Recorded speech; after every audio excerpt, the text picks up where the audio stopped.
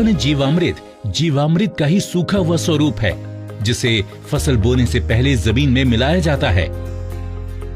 धूप में सुखाए गए 200 किलोग्राम गोबर में ताजा बना 20 लीटर जीवामृत मिलाकर 2 दिन छाया में रखते हैं। इसे एक बार फिर से धूप में सुखाकर तथा डंडे से पीसकर महीन बना दिया जाता है।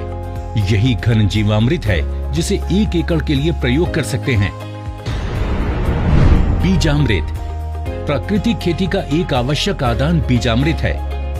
बीजामृत जहां बीज को बीज जनित रोगों से बचाता है, तो वहीं इसकी अंकुरण क्षमता को अद्भुत रूप से बढ़ाता है। देसी गाय के 5 किलोग्राम गोबर, 5 लीटर गौमूत्र, 50 ग्राम बुझा हुआ चूना और थोड़ी सी मिट्टी को 20 लीटर पानी में मिलाकर बीजामृत बनाया जाता है। एक रात रखने के बाद इसमें 100 किलोग्राम बीज का संस्कार किया जाता है। इससे एक दिन बाद संस्कारित बीज बुआई के लिए तैयार हो जाता है। आच्छादन प्राकृतिक खेती का एक महत्वपूर्ण नियम है।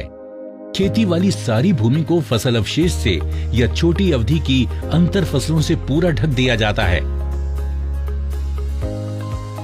आच्छादन भूमि में नमी बनाए रखता है तथा वातावरण से नमी को खींचकर खेती हेतु पानी की खपत को भी अद्भुत रूप से घटाता है।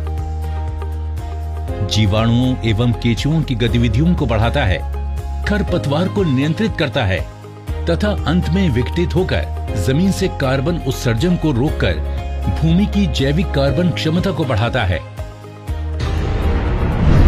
वापसा इस कृषि विधि में वापसा निर्माण भी एक महत्वपूर्ण प्रक्रिया है, जिससे भूमि में हवा एवं नमी का